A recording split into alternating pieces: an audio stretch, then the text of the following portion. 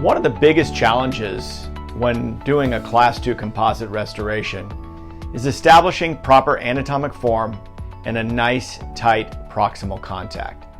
That's been a big challenge for a lot of people, myself included.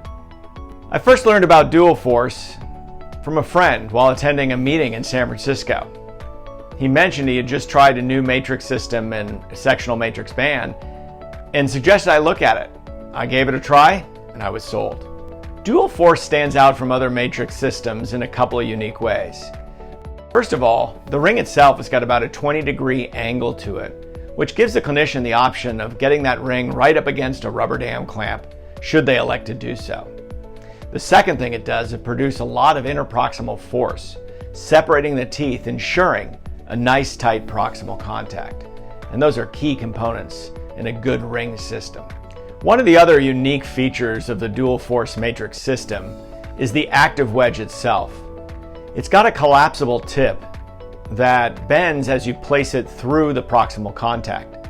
Once it's mated to the palatal or buccal side, it expands back out, preventing those wedges from moving and backing out, where so many wedges fail in that regards.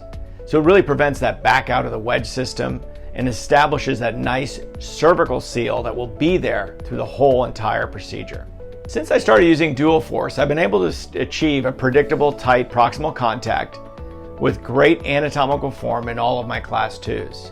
Marginal ridges that look like marginal ridges due to the brilliant design of the matrix band itself. It's a great system for those Class II restorations.